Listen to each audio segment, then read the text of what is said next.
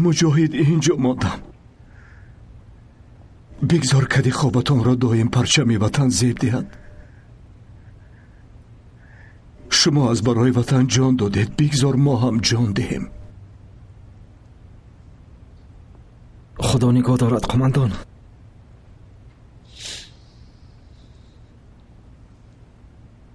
مرا گوش کنید بچه ها.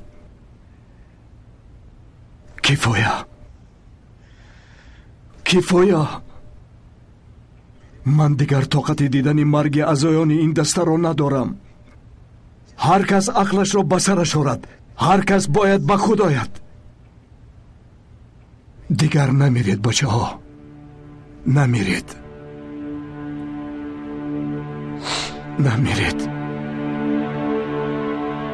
قماندان،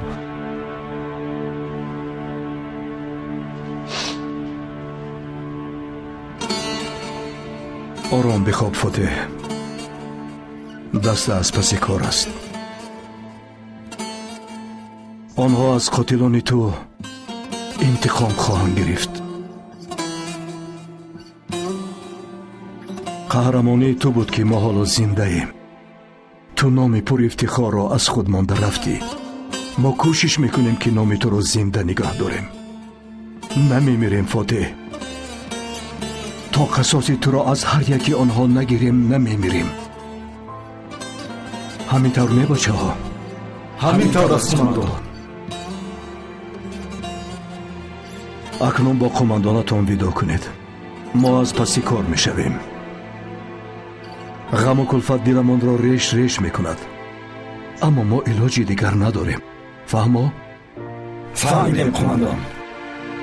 بگذار شهیدمان و دیگر شهیدانمان سلام رسانند. وطن قهرمانی فاتح را هیچگاه فراموش نمی کند. هر نفس او را یاد خواهیم کرد. قول می دهیم بچه ها، قول می دهیم.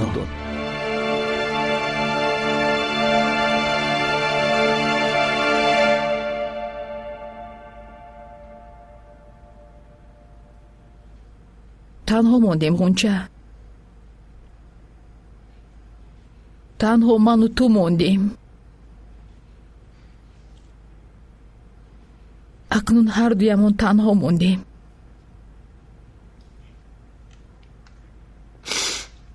از این پس هر دو به یک دیگر امانت هستیم.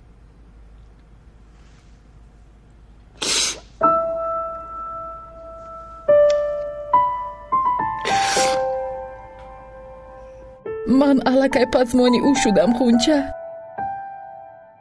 من اکنون چی کار میکنم؟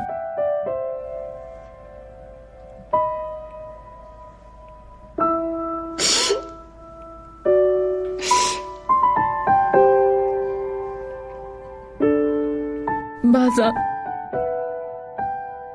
میدیدم که او با تو گپ میزد دور و دراز. گمان میکردم که او دیوانه شده است. انسان با سلاح چی گفته میتواند؟ من نمیفهمیدم این چی محبت باشد.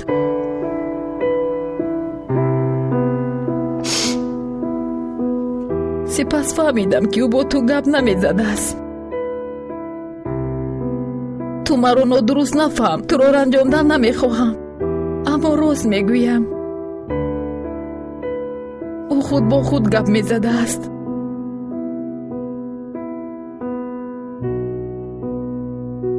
هر دو دائم همراه بودید.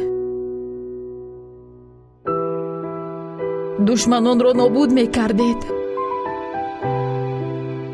آدمان را نجات میدادید، دشمنان را نیست میکردید.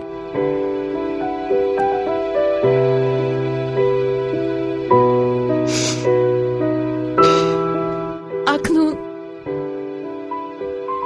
تو برایم فاتح بوده نمیتوانی، شکارچی هم.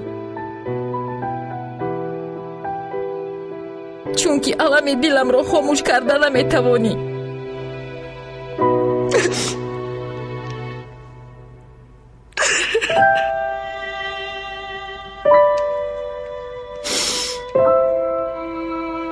ман сахт монда шудам ғунча. ин маротиба ба қалбам тир зада.